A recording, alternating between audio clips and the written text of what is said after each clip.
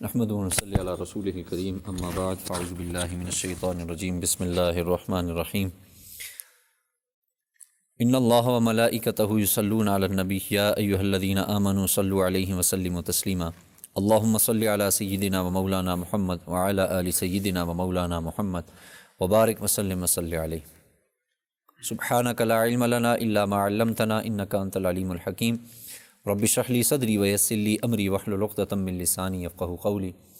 اللہم نور قلوبنا بعلمک واستعمل بدنا بطاعتک اللہم الہمنا رشدنا اللہم اہدنا وسددنا آمین یا رب العالمین۔ گزشتہ کئی دروس میں جو درس حدیث تھا اس میں قیامت کے حوال سے بات شروع ہوئی تھی، لوگوں کو دوبارہ جی اٹھنا، لوگوں کا دوبارہ جی اٹھنا یعنی قبروں سے نکلنا،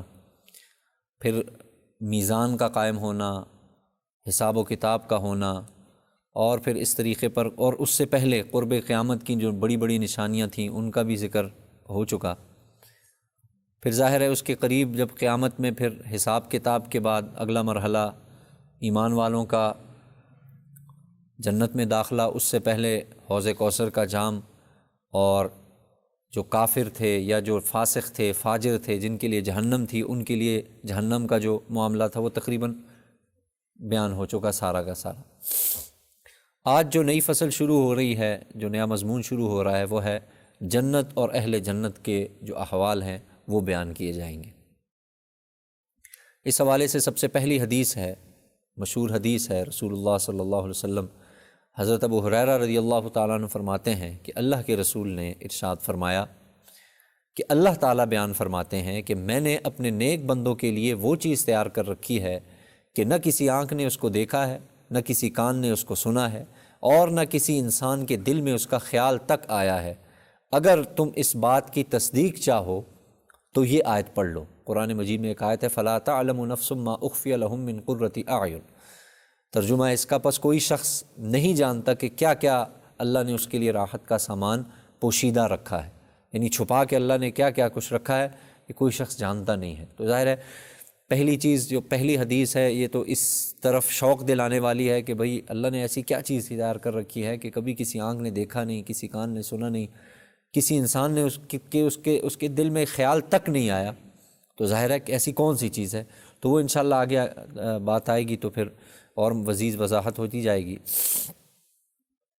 اب دیکھیں جنت کی فضیلت، حضرت ابو ہریرہ رضی اللہ عنہ فرماتے ہیں اللہ کے رسول نے فرمایا جنت میں ایک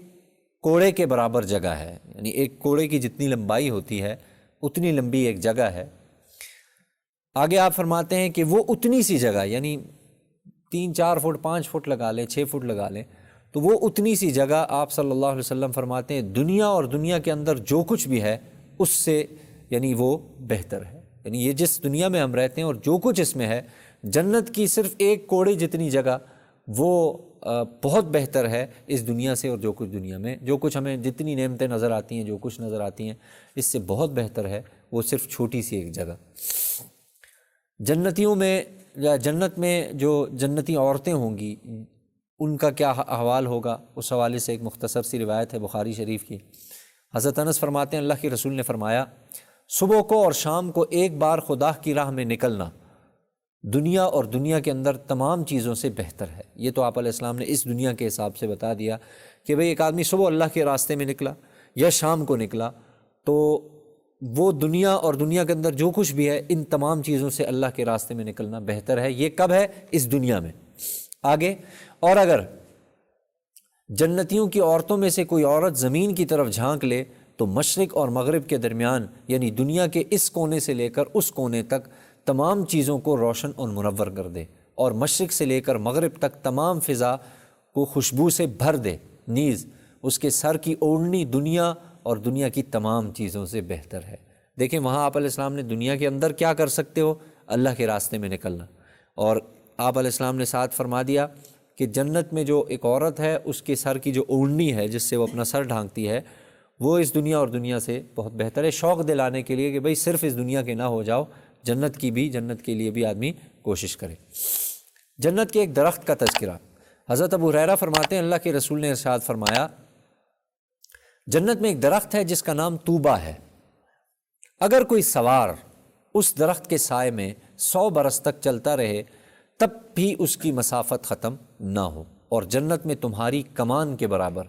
ظاہر تیر چلانے کے لیے جو کمان استعمال ہوتی تھی اس وقت میں، ظاہر وہ بھی اتنی بڑی نہیں ہوتی تھی، تو آپ علیہ السلام فرماتے ہیں جو تمہاری کمان کے برابر جگہ ان تمام چیزوں سے بہتر ہے جن پر سورج طلوع یا غروب ہوتا ہے۔ یعنی اتنی سی بھی جگہ اگر جنت میں کسی کو مل جائے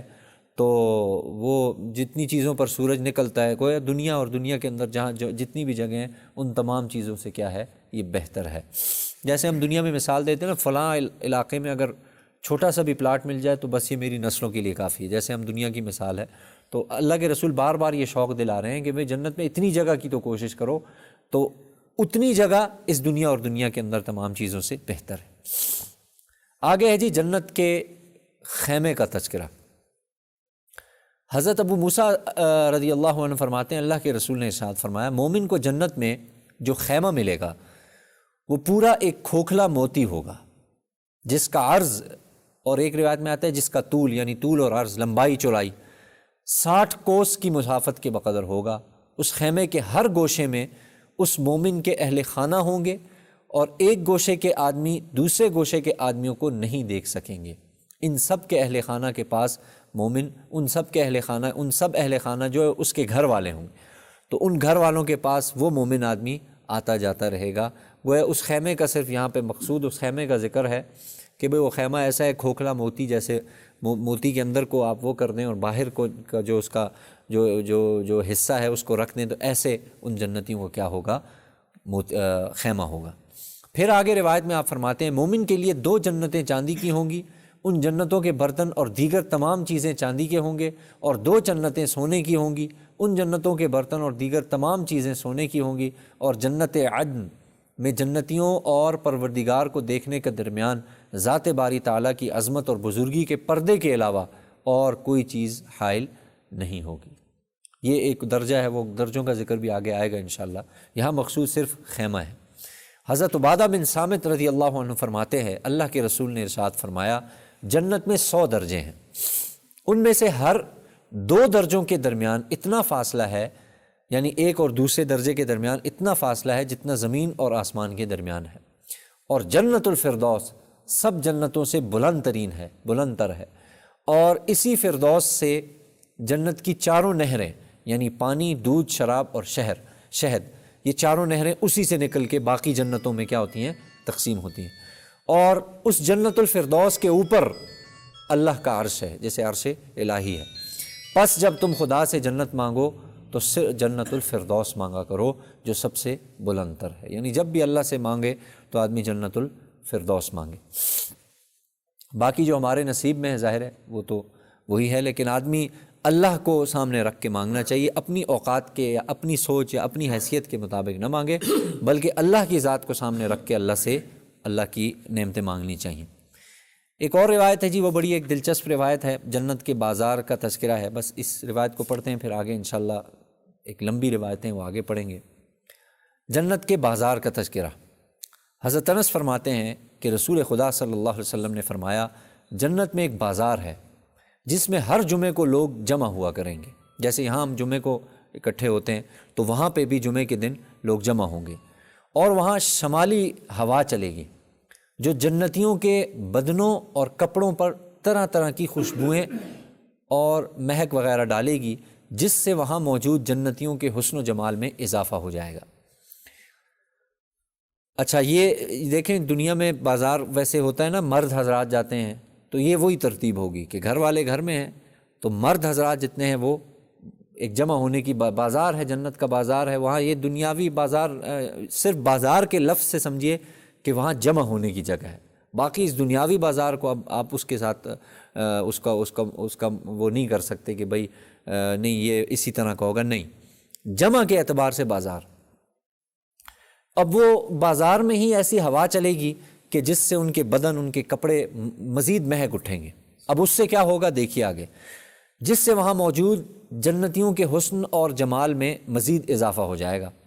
پھر جب وہ لوگ بہت زیادہ حسین اور جمیل بن کر اس بازار سے اپنے گھر والوں کے پاس واپس آئیں گے. جیسے لوگ صبح نکلتے ہیں تو شام کو واپس آتے ہیں، ویسے ہی واپس آئیں گے.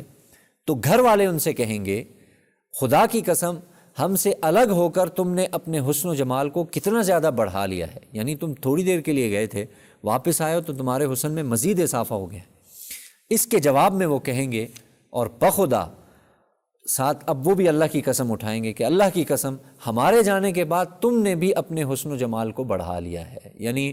ہم گئے تھے تو آپ کو لگتا ہے ہمارا حسن بڑھ گیا ہے، ہم واپس آئے ہمیں لگتا ہے آپ کا حسن کیا ہو گیا ہے، بڑھ گیا ہے. تو ظاہر ہے ان روایتوں کو یا جنت کے جتنے بھی احوال ہیں، آگے انشاءاللہ جنتیوں کے احوال مزید آئیں گے، ایک بڑے شوق کے ساتھ اللہ کرے ہم لوگ اس کو سنیں بھی، کہنے والا بھی شوق کے ساتھ کہیں، اور پھر اس تصور میں آدمی جائے. دیکھیں رسول خدا صلی اللہ علیہ وسلم صحابہ کو جب بیان فرماتے تھے نا، تو صحابہ فرماتے تھے ہمیں ایسے لگتا تھا جیسے آپ صلی اللہ علیہ وسلم خود اپنی آنکھوں سے دیکھ رہے ہیں اور ہم آپ کی آنکھوں سے، یعنی آپ کے ذریعے سے ہم بھی اس چیز کو دیکھ رہے ہیں. ایسا عجیب سا ایک تذکرہ ہوتا تھا جنت کا بھی، اور بعض دفعہ جہنم کا بھی آپ تذکرہ فرماتے، قیامت کے احوال بتاتے.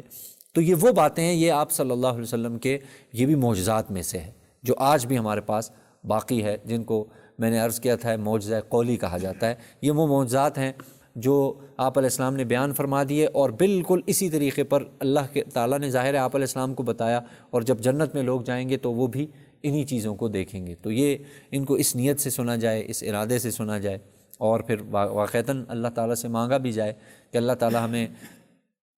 جو ہے نا ان لوگوں میں شامل فرمائے جن لوگوں پر اللہ تعالیٰ یہ اپنا خصوصی فضل فرمائیں گے. سب سے پہلے تو جنت الفردوس،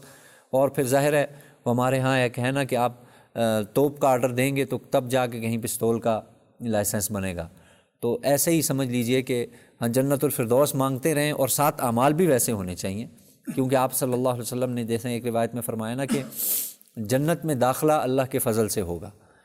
تو صحابہ نے پوچھا اللہ کے رسول آپ بھی اللہ کے فضل سے ہی داخل ہوں گے، جیسے ہم نے پیچھے روایت پڑھ لی. تو آپ علیہ السلام نے فرمایا بے شک میں بھی اللہ کے فضل سے ہی داخل ہوں گا. کوئی شخص اپنے عمل سے جنت میں نہیں جائے گا، لیکن آپ نے صحابہ کو فرمایا تم عمل کرتے رہنا، اس لیے کہ یہ چیزیں انسان کو لے جانے والی ہیں.